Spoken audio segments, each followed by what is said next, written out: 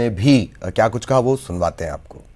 पूरी आशा और अपेक्षा है कि हिंदुस्तान का हर नागरिक, मध्य प्रदेश का हर नागरिक कानून को मानने वाला नागरिक है और माननीय सर्वोच्च न्यायालय सुप्रीम कोर्ट जो भी निर्णय करेंगे उसकी हम सब पालन करेंगे और साथ में मिलकर जो हमारी संस्कृति और तहजीब है उसके मुताबिक काम करेंगे।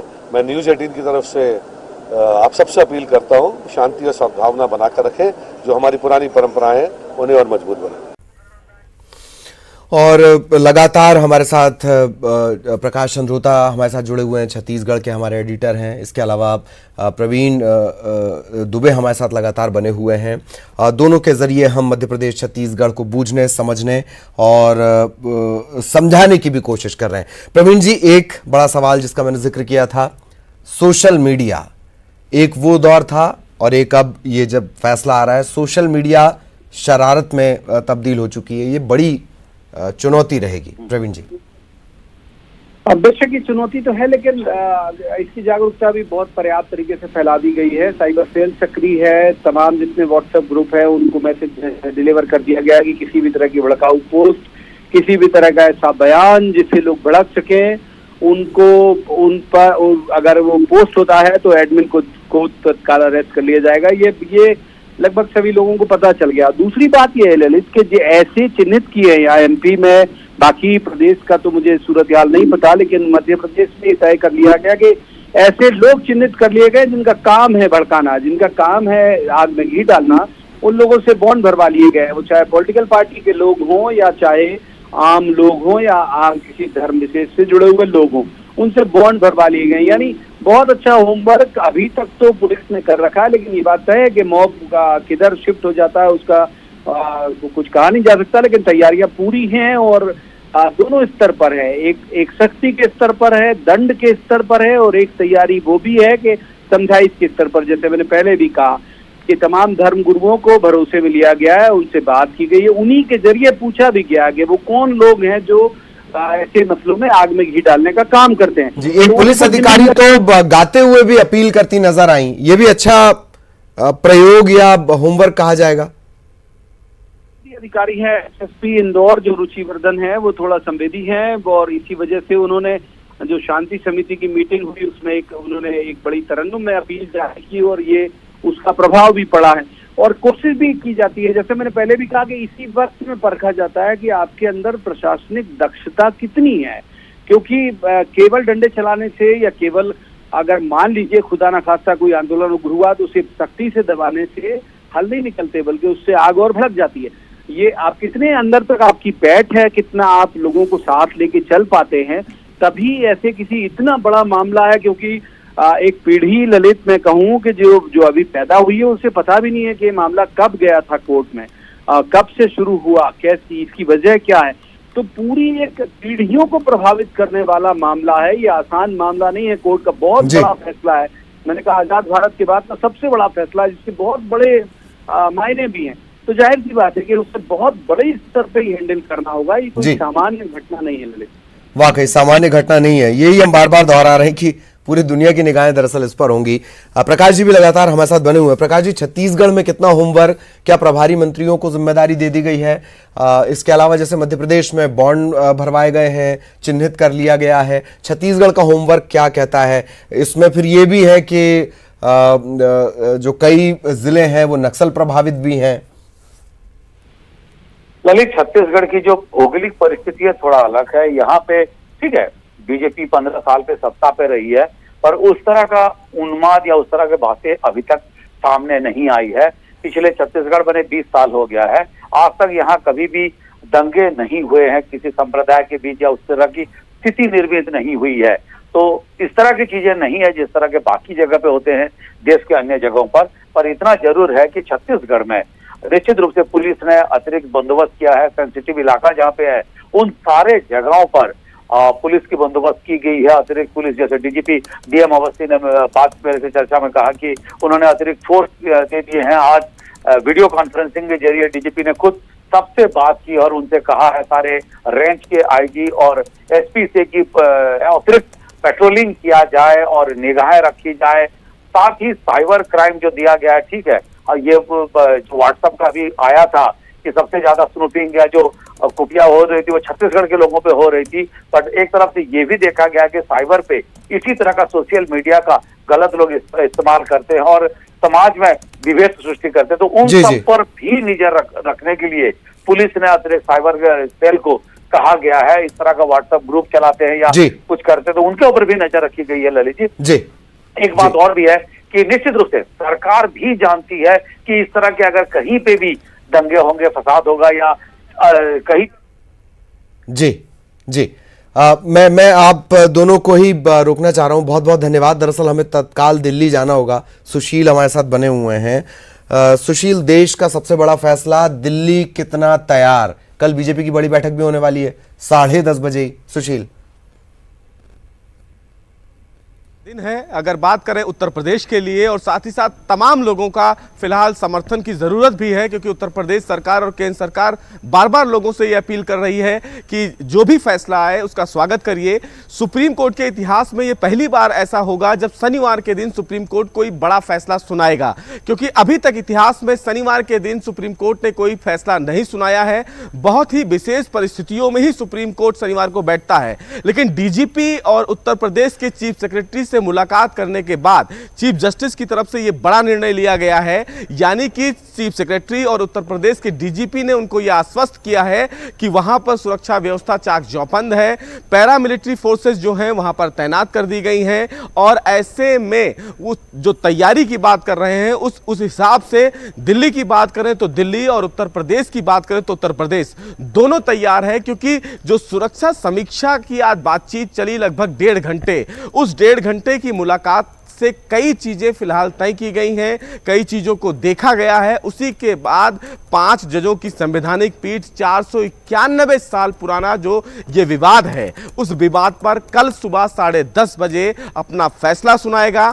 फैसला किसी के भी पक्ष में हो, मुस्लिम पक्षकार या हिंदू पक्षकार, लेकिन सभी लोगों से बार बार यह अपील किया जा रहा है, न्यूज़ 18 की भी तरफ से बार बार अपील की जा रही है कि इस फैसले का स्वागत होना चाहिए दोनों पक्षों के द्वारा। अब देश और विदेश सभी की नजरें फिलहाल इस विवाद के फैसले पर टिकी है कि इलाहाबाद हाई कोर्ट के उस फैसले के बाद अब सुप्रीम कोर्ट अपना क्या कुछ फैसला सुनाएगा। क्योंकि इलाहाबाद हाई कोर्ट ने उस फैसले में 3 लोगों को फिलहाल जमीन बांट दिया था, सुन्नी सेंट्रल वक्फ बोर्ड, रामलला विराजमान और निर्मोही अखाड़ा, और इन तीनों लोगों को फिलहाल इलाहाबाद हाई कोर्ट के फैसले से ऐतराज था, इसीलिए उन्होंने देश की सबसे बड़ी अदालत में इसको चुनौती दी थी। 14 अपील इस पूरे मामले में पेंडिंग है। 14 अपील पर 40 दिन लगातार सुनवाई की गई है। यह भी अपने आप में पहली बार है। 5 दिन 5 जजों की संवैधानिक पीठ लगातार सुनवाई की है, क्योंकि संवैधानिक पीठ अगर किसी भी मामले की सुनवाई करती है तो परंपरा यह रही है कि वो सिर्फ 3 दिन सुनवाई करती है, यानी कि बुधवार, बृहस्पतिवार और शुक्रवार। लेकिन अयोध्या एक अपने आप में ऐसा बड़ा मामला है जो इतिहास में साक्षी रहा कि सुप्रीम कोर्ट ने 5 दिन लगातार सुनवाई की है। 10:30 बजे से लेकर शाम के 5 बजे तक कंटिन्यू इस मामले में सुनवाई चली है। सुप्रीम कोर्ट ने तमाम पक्षकारों को सुना है, सभी को पर्याप्त समय दिया गया है। मुस्लिम पक्षकारों की तरफ से राजीव धवन ने यह भी कहा कि उन्हें समय चाहिए, नक्शे फाड़े गए, तमाम चीजों को सुप्रीम कोर्ट ने अपने सामने देखा है। लेकिन अब फैसला क्या होगा जिस पर देश की सबकी निगाहें हैं, और सबसे ज्यादा ये जो फैसला होगा उसका फैसला आस्था पर भी असर करेगा, राजनीति पर भी असर करेगा, और आने वाले भविष्य को भी कहीं ना कहीं टच करेगा। तो अपने आप में काफी अहम फैसला है। कल का जब सूर्य निकलेगा तो एक नए रफ्तार की तरफ देखें, नए प्रकाश की तरफ देखा जाए या जो भी है, लेकिन फैसला लोगों के लिए अहम है। वाकई लोगों के लिए अहम है, और राजनेताओं के लिए भी, जिन्हें अपने बयानों से आग लगाने में बड़ा मजा आता है, वो कल खामोश रहकर एक बड़ा मैसेज दे सकते हैं। ये बात इशारों में पीएम साहब भी कई बार बोल चुके हैं। तमाम धर्मगुरु सामने आ रहे हैं, ये पहली बार हो रहा है, धर्मगुरु सामने आ रहे हैं। ग्वालियर में विशेष नमाज हुई, पूरे देश में इस तरीके की नमाज हो रही है।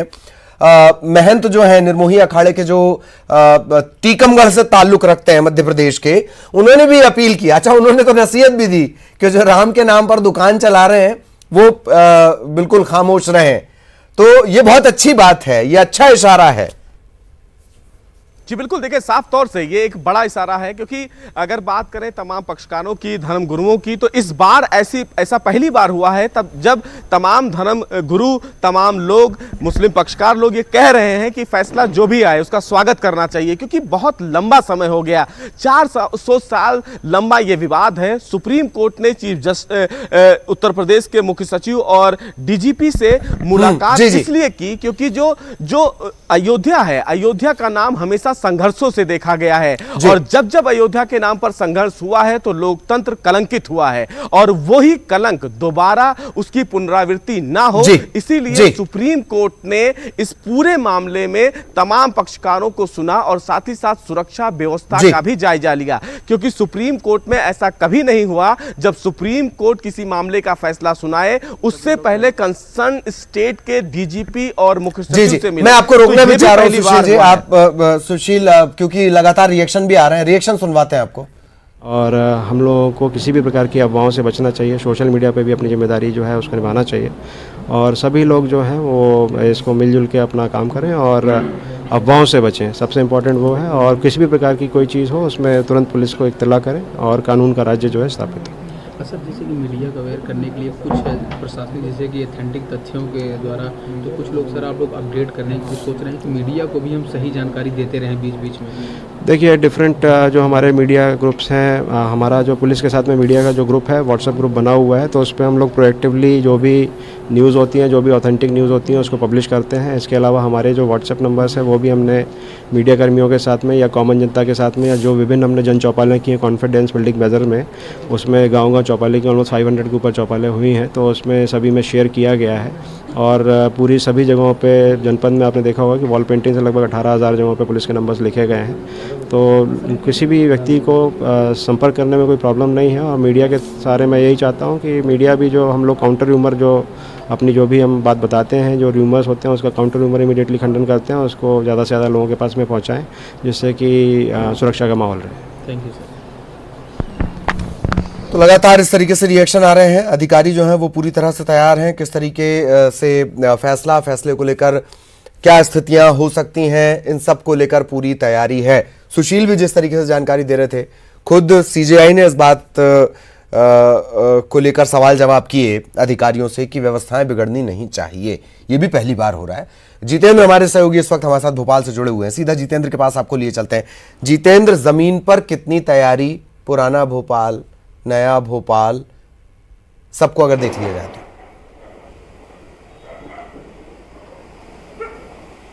ललित, देखिए तैयारियों को लेकर पहले से ही भोपाल पुलिस अलर्ट हो चुकी थी और काफ़ी अच्छे से तैयारियां कर ली हैं।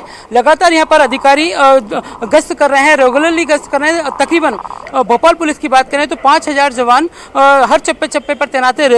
रोजाना ही मॉनिटरिंग की जा रही है। यहाँ पर आप देख रहे हैं कि ये पुलिस कंट्रोल रूम है, यहाँ पर पुलिस के अधिकारी भी मौजूद हैं। हम खुद भोपाल शहर DIG से बात करते हैं। सर, इरशाद सर हमारे साथ है। सर, किस तरह से तैयारी पहले से लोगों को भी तैनात कर रखा है?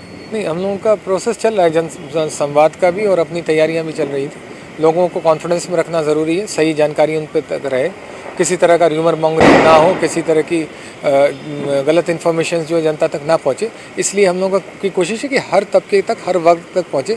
अपनी सोशल मीडिया टीम को जो है मजबूत रखें और उसमें लोगों को भी एक्सेस दें कि वो कुछ भी बात ऐसी हो जो मिस इन्फॉर्मेशन फैल रही है उसको बताएंगे तो हम उसको डाइल्यूट कर सकते हैं। वैसे भोपाल अमन और शांति का शहर है और लोग भी आगे चलकर हिस्सा ले रहे हैं आपके रेगुलरली जो इस तरह के आयोजन हो रहे हैं उसमें। सर, सोशल मीडिया पर भी और किस तरह से मॉनिटरिंग की जाती है? अब लोग, यहाँ की ख़ास बात यह है कि सारे सेगमेंट्स के लोग साथ में आकर के कंट्रीब्यूट करने की कोशिश कर रहे हैं, तो उनका सबका कंट्रीब्यूशन जो है ये बहुत ही पॉजिटिव साइन है।